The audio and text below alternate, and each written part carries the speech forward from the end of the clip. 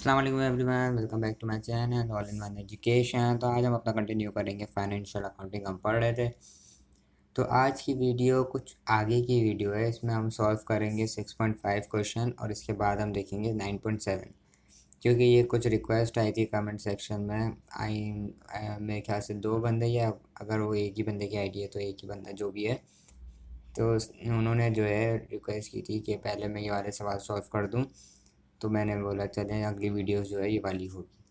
तो अभी हम 6.5 कर रहे हैं, इसके बाद हम देखेंगे 9.7, फिर हम उसके बाद वापस अपनी स्ट्रीक पे आ जाएंगे जो कि हम चल रहे थे। चैप्टर 3 हमारा ख़त्म हो गया था।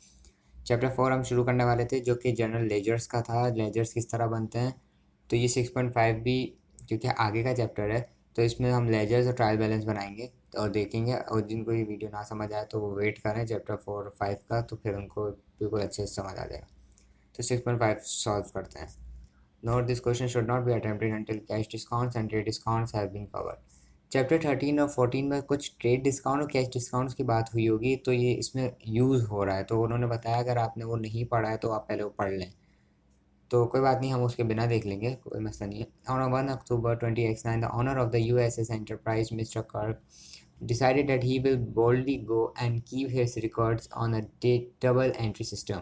His assets and liabilities at that date were fixtures and equipment, और कुछ ट्रांजेक्शन्स दी हुई हैं। कर्ज transactions during October were as follows, और कुछ ट्रांजेक्शन्स अक्टूबर की दी हुई है जिसको हमें पूरी करनी है, और उसकी जनरल लेजेस बनाने हैं उनके ट्रांजेक्शन्स को रिकॉर्ड करते हुए, और उसका एक ट्रायल बैलेंस बनाना है। तो दो काम हमें करने हैं, जनरल लेजर्स इसके बनाने हैं और उसकी क्लोजिंग निकालनी है कि हमें क्लोजिंग बैलेंस निकालना है कि कहाँ पे पैसे कम हैं, और उनको फिर ट्रायल बैलेंस में डालेंगे और देखेंगे दोनों साइड इक्वल आती है। यानी अगर ट्रायल बैलेंस की दोनों साइड इक्वल आ जाती है यानी कि हमने सवाल सही से सॉल्व किया है। तो चलिए पहले पॉइंट से, सबसे पहले जो है इन्होंने जो हमारे पास बैलेंस दिए हुए हैं वो हम लिख ले रहे हैं। तो मैं आपको यहाँ पे दो टाइप के बैलेंस बताऊंगा। एक होते हैं हमारे पास ये B/D और एक होता है हमारे पास ये C/D, जैसे कि आपको स्क्रीन के साइड पे दिख रहा होगा। तो मैं आपको इसका बता देता हूँ। ये B/D का मतलब होता है ओपनिंग बैलेंस, यानी कि जब महीना स्टार्ट हो रहा है तो आपके पास कुछ रिकॉर्ड्स दिए हुए होते हैं, जैसे कि यहाँ पर दिए हुए हैं fixtures and equipment, stock, balance, cash, creditors वगैरह। ये हमारे ओपनिंग बैलेंस है, यानी अभी हमारा महीना शुरू हो रहा है और ये पेंडिंग अमाउंट्स हमारी अभी बाकी है। तो ये हमारे होते हैं ओपनिंग बैलेंस, जिसको हम बोलते हैं B/D, यानी कि B/D बैलेंस। B/D यानी जब हम जनरल लेजर्स बनाते हैं पहले इसको बैलेंस B/D लिख कर ये अमाउंट को रिकॉर्ड कर लेते हैं। और C/D का मतलब होता है क्लोजिंग अमाउंट, यानी कि जब वो महीना आप पूरा कवर कर लेते हैं और उसके बाद आप क्लोजिंग अमाउंट निकालते हैं कि डेबिट साइड और क्रेडिट साइड में कितना फ़र्क है, वो आप जब अमाउंट निकाल के उसको ट्रायल बैलेंस में डालते हैं तो वो क्लोजिंग अमाउंट होता है, क्लोजिंग बैलेंस होता है। आपकी ट्रायल बैलेंस में जो वैल्यूज़ आती है वो हमेशा क्लोजिंग वाली वैल्यूज़ आती हैं। तो चलिए इसको यूज़ करते हुए सवाल सॉल्व करते हैं। सबसे पहले फिक्सचर्स एंड इक्विपमेंट में 20,000 जो है हमारे पेंडिंग पड़े हुए थे। तो मैं यहाँ पे बैलेंस को सिर्फ BAL लिख रहा हूँ, तो आप वो समझ जाइएगा। BAL B/D 20,000 ये फिक्सचर्स के हो गए, ठीक है। अब उसके बाद है बैलेंस एट यूनिवर्स बैंक, यानी कि कोई बैंक है उसमें बैलेंस हमारा है 17,500। तो इस पे भी मैं B/D 17,500।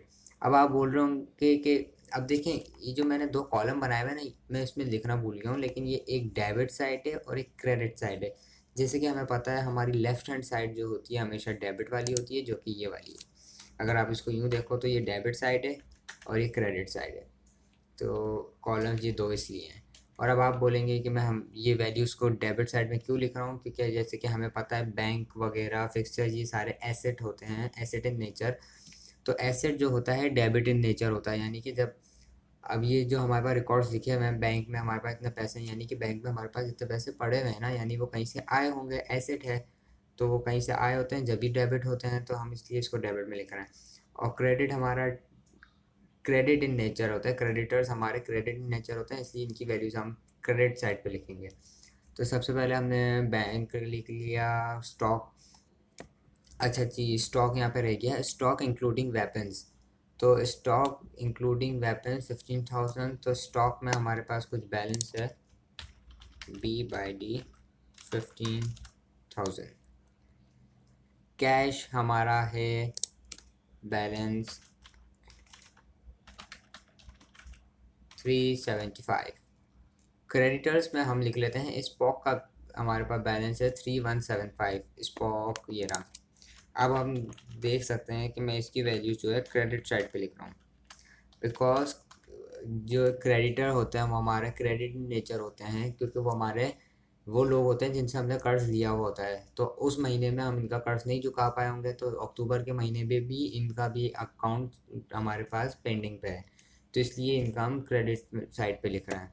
और स्कॉट भी हमारा क्रेडिटर है, तो स्कॉट का भी बिल्कुल सेम इसी तरह होगा, लेकिन उसकी अमाउंट है 200, तो हम अमाउंट चेंज कर लेते हैं। उसी के साथ साथ है M C Coy, McCoy है, उसका 500 है, तो उनका भी मैं सेम कॉपी कर लेता हूँ, अमाउंट चेंज कर लूँगा। अब मैं इसको 200 को 500 बना देता हूँ। ठीक है, ये हमारे हो गए पुराने ट्रांजेक्शन जो कि हमारे पिछले महीने के क्लोजिंग थे, जो इस महीने के हमारे ओपनिंग बने हैं। अब हम पहले पॉइंट से चेक करते हैं। Sold faculty phasers original cost 500 pound euro to Klingon Corp for cash 5,000 euro. यानी कि हमने कोई एक चीज़ बेची है फैकल्टी फेजर्स को, जिसकी असली मालियत जो है 500 यूरो थी, लेकिन हमने उसको 5,000 यूरो की बेची है। तो सबसे पहले हमने सेल्स की है। तो सेल्स हमने की है, हमने सेल्स किस बेसिस पे की है? क्रेडिट पे की है, कैश पे की है, चेक पे की है? हमने कैश पे की है, तो हम यहाँ पे लिखेंगे कैश 5,000। अब देखें सेल्स हुई है, यानी कि हमने कुछ चीज़ बेचा है, हमारे पास वो 5,000 आए हैं। तो अब वो 5,000 हम कैश के ज़रिए आए हैं, तो कैश में हम लिखेंगे सेल्स 5,000। सेल्स के ज़रिए हमारे पास 5,000 एसेट में यानी कैश में आए हैं। ठीक, अब हमने ये तो ट्रांजैक्शन रिकॉर्ड कर ली, लेकिन हमारे पास ओरिजिनल कॉस्ट जो थी उसकी 500 थी, तो हमें वो भी रिकॉर्ड करनी होगी। तो हम जाएंगे यहाँ पे सेल्स वाले डिपार्टमेंट में। जी, अब हम यहाँ आएंगे स्टॉक में। तो स्टॉक में हम क्योंकि हमने कुछ स्टॉक में से कुछ बेचा होगा, जाहिर सी बात है, तो हम स्टॉक में लिखेंगे कॉस्ट ऑफ सेल, यानी कि जो हमने चीज़ बेची है उसकी असली मालियत क्या थी? उसकी असली मालियत थी 500, जिसको हमने 5,000 का बेचा है। 500 थी, स्टॉक में हमने कॉस्ट ऑफ सेल लिख दिया। अब ये कॉस्ट ऑफ सेल का जो है, अब यहाँ पे क्रेडिट हुआ है, तो कॉस्ट ऑफ सेल पे हमारे पास डेबिट होगा। और कॉस्ट ऑफ सेल में क्या डेबिट होगा? स्टॉक, क्योंकि वो स्टॉक जो हमने कॉस्ट ऑफ सेल में 500 लिखा है, अब वो कहीं पे डेबिट भी तो होगा ना, तो वो कॉस्ट ऑफ सेल में हमने स्टॉक को 500 डेबिट कर दिया। उसी के साथ दूसरे पॉइंट पे चलते हैं। About photon torpedoes weapons on credit from central council. Central council से हमने कुछ वेपन्स जो है उधार के तौर पे यानी कर्ज के तौर पे ली हैं।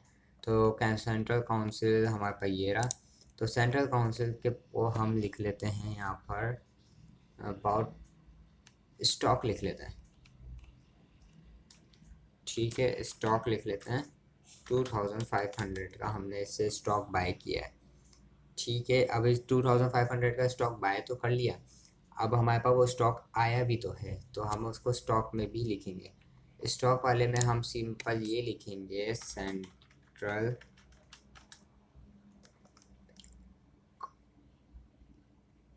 काउंसिल 2,500।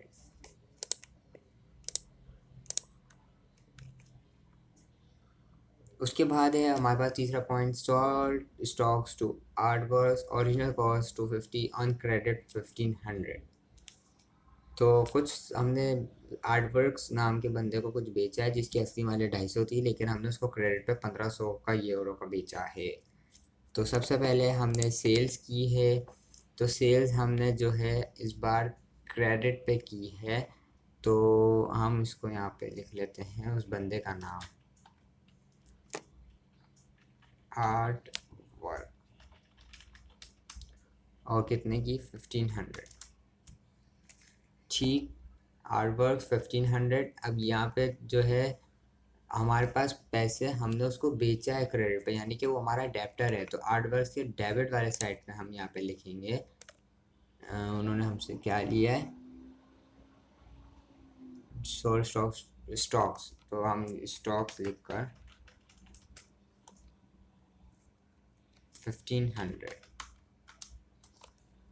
ओके, अब उसकी असली मालियत जो थी वो 250 थी, तो हम इसको कॉस्ट ऑफ सेल में भी ज़ाहिर सी बात है लिखेंगे। कॉस्ट ऑफ सेल 250, ये हमारा स्टॉक में आ गया, और यहाँ पर हमारे पास होगा stock 250। Bought cloaking device fixtures and fittings from Klingon Corp 3500। अब इन्होंने ये नहीं बताया कि हमने उसी वक्त पैसे दिए हैं, या क्योंकि बंदे का नाम इस्तेमाल हुआ तो ज़ाहिर सी बात है हमने क्रेडिट पे लिए होंगे। तो सबसे पहले हमारे पास फिक्चर्स एंड फिटिंग्स में हमारे पास बड़ी है, हम यहाँ पे हम नाम लिख लेते हैं क्लिंगन क्लिंगन क्लिंगन लिख लेता हूँ मैं, खाली क्लिंगन 3500। अब क्लिंगन 3500 हमारे पास डेबिट हो गया। यहाँ पे फिक्सचर्स यानी हमने उससे फिक्सचर्स बाय किए, हमारे पास फिक्सचर्स आए हैं जब भी हमने डेबिट साइड पे लिखा है, और अब हमने उसे जाहिर सी बात है क्रेडिट के तौर पे लिया होंगे जब भी उसका नाम लिखा हुआ, वरना यहाँ पे कैश, बैंक, चेक कुछ तो मेंशन होता। तो हम क्लिंगन कॉर्प वाले से उसमें जाएंगे, और यहाँ पे जो है सिंपल हम फिक्सचर्स को क्रेडिट साइड पे लिख देंगे, क्योंकि हम अभी उसको पैसे देंगे, अभी हमने दिए नहीं है। उसके बाद हम आते हैं 5 वाले पे, पेड द बैलेंस और to Spock at 1 October less 5% cash discount. हमने स्पॉक को उसके पैसे दे दिए हैं, मगर 5% डिस्काउंट काट के दिए हैं, यानी कि उसको देने थे 3175, लेकिन हमने जो है उसको पे किए हैं 3175 में से अगर हम 5, अब उसने बोला है हमने 5, जो उसकी एक्चुअल अमाउंट हमें उसको देनी थी ना, उसमें से 5% हमने उसको काट के पे किया है। तो 5% हम इस 3175 का अगर निकालेंगे तो वो बनेगा 158.75। तो इतने पैसे हमने उसको पे किए हैं, और इसमें हमारे पास ये पैसे हमने 3016.25 ये पैसे जो हैं हमने उसको पे किए हैं, और उसमें हमें डिस्काउंट कितना मिला, जो कि उसने बोला था कि 5% हमने कम करके दिए 158.75। सो बेसिकली ये इसकी वो थी, और कैश के ज़रिए हमने उसको पैसे दिए हैं। Paid the balance out to Spock at 1 October less फिर 5% क्या है, हाँ देखिए इन्होंने बात की कैश डिस्काउंट, यानी कि कैश डिस्काउंट उसने 5% लिए, यानी कि उसने कैश के ज़रिए पैसे दिए हैं। तो अब हमने यहाँ पे डेबिट साइड पे लिख दिया, तो हमने कैश के ज़रिए उसको पैसे दिए हैं स्पॉक को, तो हमारे पास यहाँ पे 3016.25 कैश यहाँ से जाएगा। और जब यहाँ से जाएगा तो हमने डिस्काउंट जो इससे लिया है, डिस्काउंट वाले में भी हमने इसको माइनस करना पड़ेगा स्पॉक के पैसे को 158.75 है, सॉरी, ठीक है। इसके बाद हम आ जाते हैं 6 वाले पे, paid central council full amount due by cheque. हमने सेंट्रल काउंसिल को पूरी अमाउंट चेक के ज़रिए पे कर दी है। सेंट्रल काउंसिल हमारे पास किधर है, सेंट्रल काउंसिल ये रहा। सेंट्रल काउंसिल को हमने पूरी अमाउंट बैंक के ज़रिए ट्रांसफ़र, चेक के ज़रिए ट्रांसफ़र कर दी, तो यानी कि बैंक 2500, और ये बैंक से जो है हमारे माइनस हो जाएंगे 2500। तो अब हम यहाँ पे लिख लेते हैं सेंट्रल काउंसिल 2500, मैं यहाँ पे सिर्फ सेंट्रल लिख रहा हूँ। उसके बाद है 7 point, received full amount due from artwork by cheque. Artwork से हमारे पास पूरी अमाउंट चेक के ज़रिए आ चुकी है, तो यहाँ पे मैं चेक बैंक वाले साइड पे आर्ट वर्क्स का नाम लिख लेता हूँ, जो कि उसकी अमाउंट हमारे पास थी 1500। अब उसने हमारे पास अमाउंट पे कर दी है, तो उसकी जो आर्टवर्क्स का था वहाँ से वो उसके क्रेडिट हो जाएगा।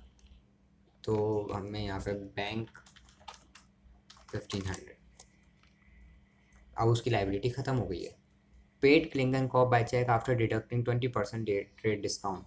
अब हमने क्लिंगन कॉर्प को चेक के ज़रिए पैसे पे किए हैं, मगर 20% ट्रेड डिस्काउंट काट के।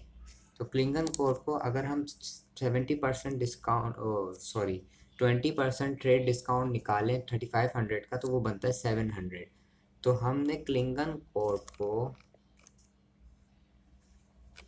बैंक के ज़रिए 2800 पे किए हैं और जिसमें से हमें डिस्काउंट मिला है 20% ट्रेड डिस्काउंट 700।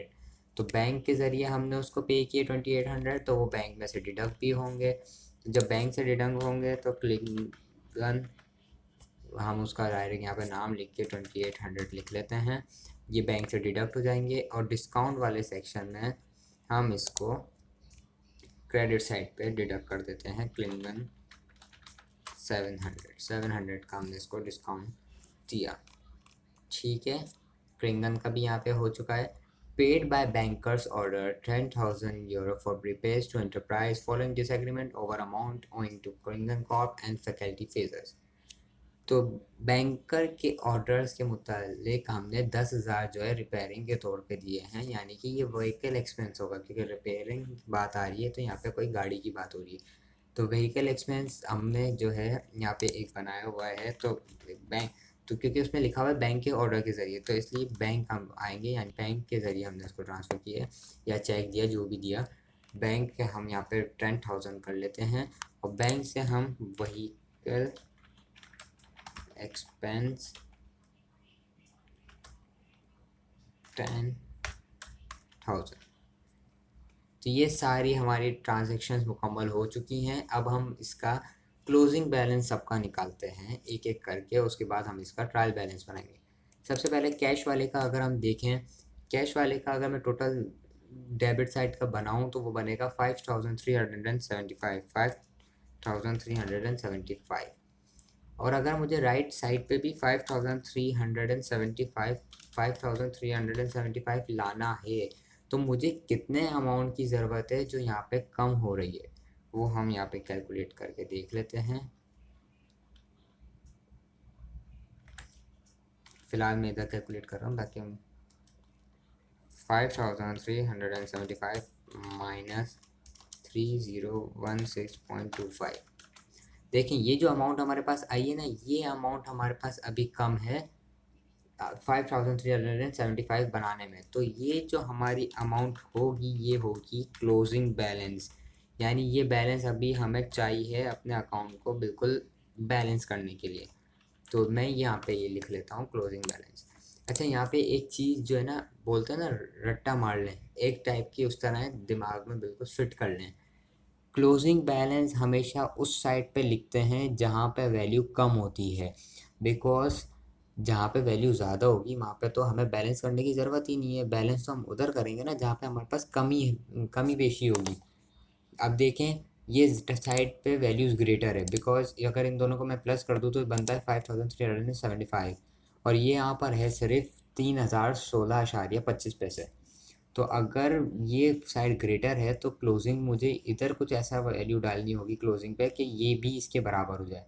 तो ये क्लोजिंग मैंने इसलिए लेस देन वाले साइड पे लिखी है।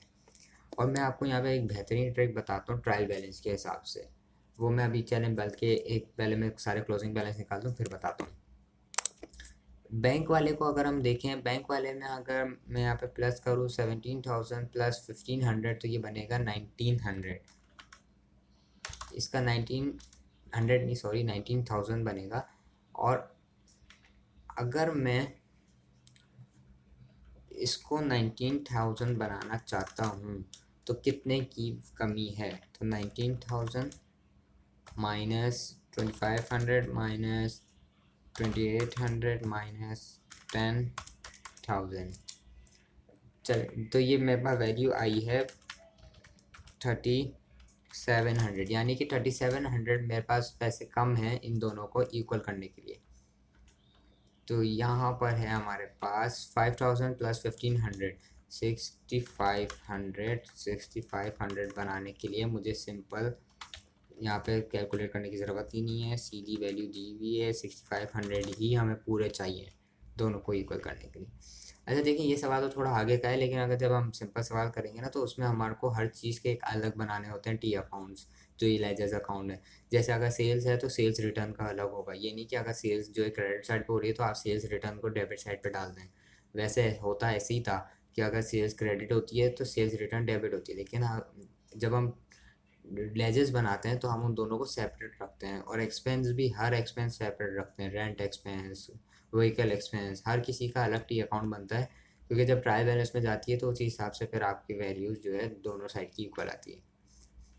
20,000 प्लस 3,500 तो ये हो गया 23,500। 23,500 तो इसका भी बैलेंस निकालने की ज़रूरत नहीं है, क्लोजिंग बैलेंस सिंपल 23,500।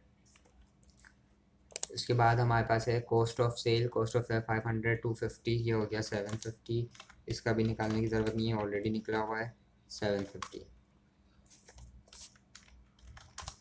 ऊपर वाले का मैं टोटल लिखना भूल गया। इसका है 15,000 प्लस 2,500। 15,000 प्लस 2,500, 15,000 प्लस 2,500, ये हो गया 17,500। 17,500 ये हो गई है वैल्यू। और अगर मैं 17,500 में से 750 माइनस कर देता हूँ तो इतनी वैल्यू जो है मुझे चाहिए इन दोनों को इक्वल करने के लिए, तो ये क्लोजिंग हमारे पास हो जाएगी 16,750।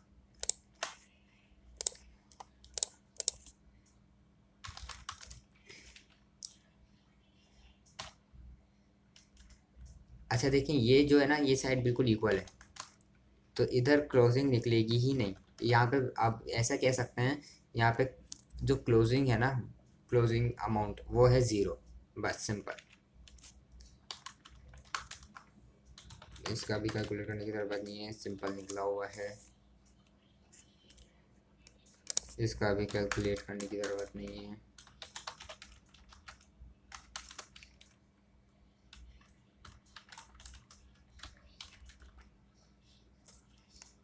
$858.75 ये इसका क्लोजिंग निकलेगा।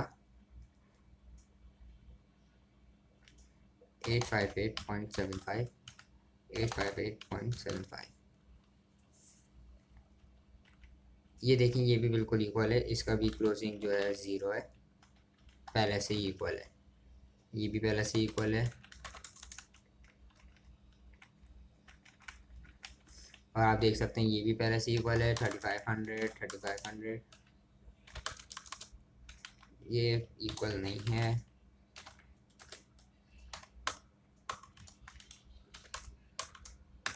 ये दो हमारे पास टी अकाउंट बच गए हैं, इसका कोई मसला नहीं है। अब मैं आपको ट्रायल बैलेंस, ये देखें ट्रायल बैलेंस कुछ इस तरह दिखता है।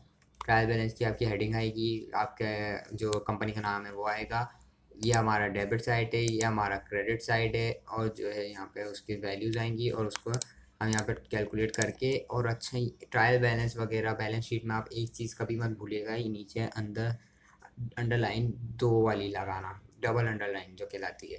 जब आप टोटल अमाउंट किसी की फाइनलाइज कर देते हैं तो आप उसको अकाउंटिंग की ज़बान में डबल अंडरलाइन ज़रूर करें दोनों की, वरना ये एक अच्छा नहीं माना जाता। इसमें मार्क्स भी कट जाते हैं, क्योंकि मेरे खुद के मार्क्स कटे थे, तो इसलिए ये चीज़ मुझे हमेशा याद है।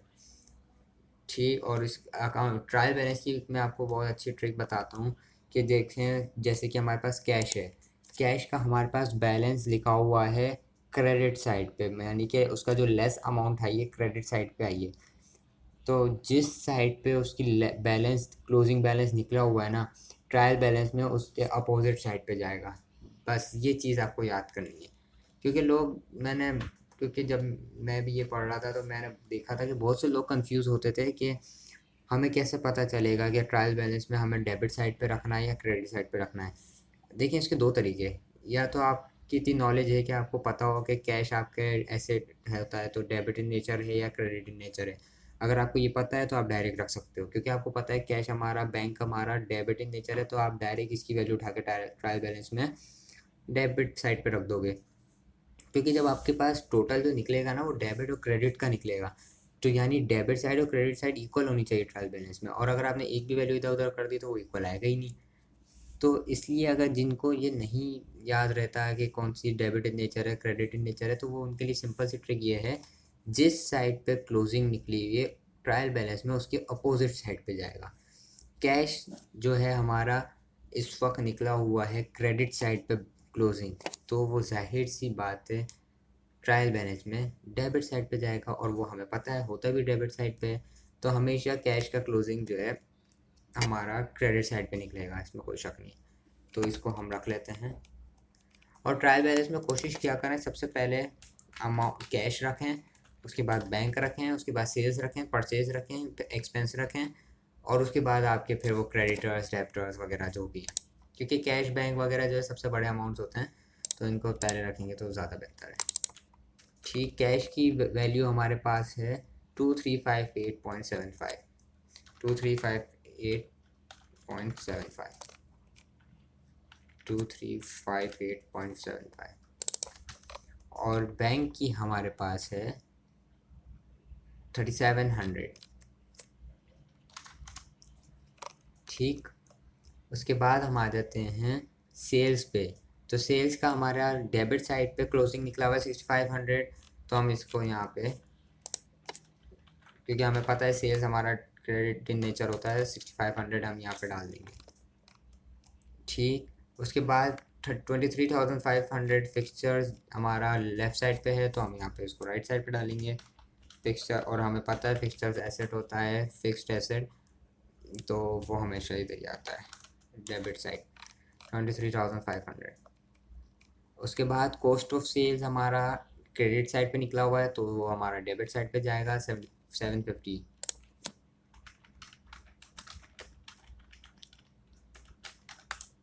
Cost of sale is just like a cost of good sold, कितने की मालियत की चीज़ आपने बेची है, सिंपल। स्टॉक हमारा क्रेडिट साइड पे है, तो वो डेबिट साइड पे जाएगा 16,750। स्टॉक हमारा है 16,750। उसके बाद है स्पॉक। स्पॉक हमारा क्रेडिटर था, इसकी वैल्यू इक्वल आई थी, तो हमें रखने की ज़रूरत नहीं है। स्कॉट की वैल्यू हम रखेंगे, स्कॉट हमारा क्रेडिटर है, तो वो 200 यहाँ पे जाएगा। स्कॉट भी हो चुका है। उसके बाद हम आ जाते हैं मैककॉय पे। मैककॉय जो है हमारा 500, वो भी इस साइड पे आएगा मैककॉय। उसके बाद डिस्काउंट 858.75,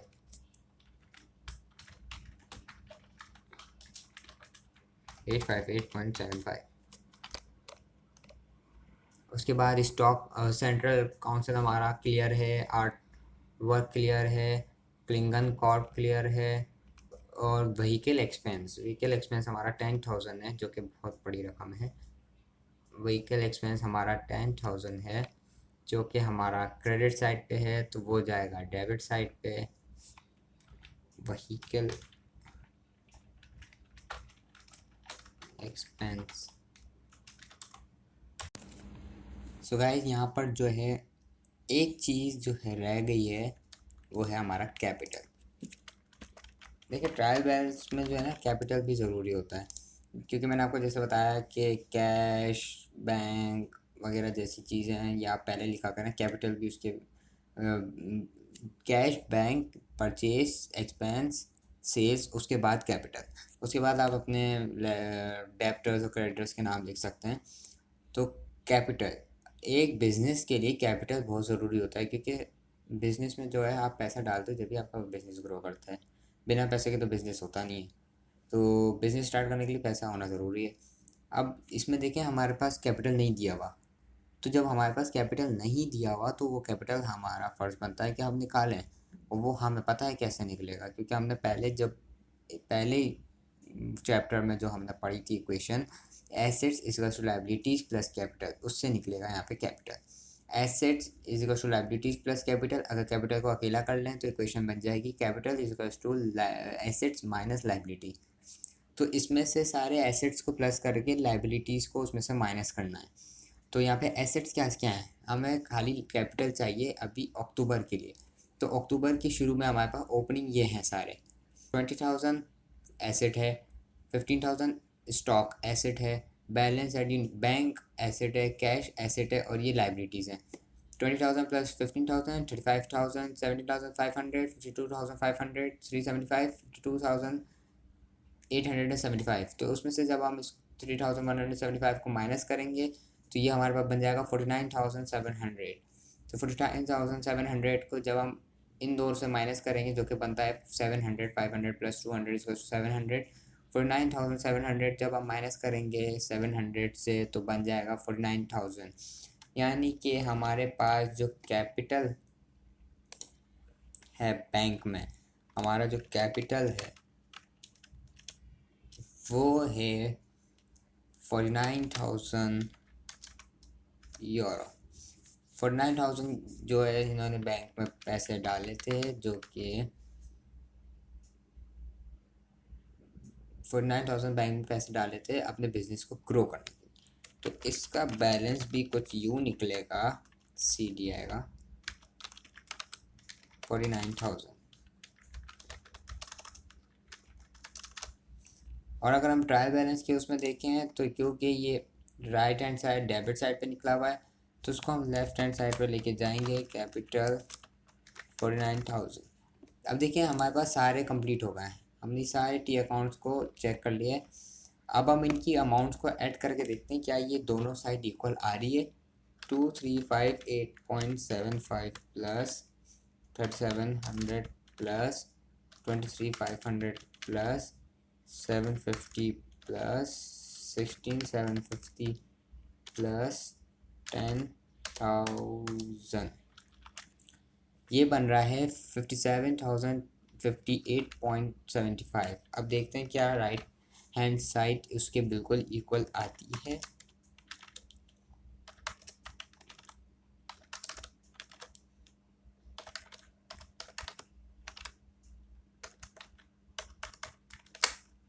वाह, अमेजिंग, दोनों साइड इक्वल आ गई।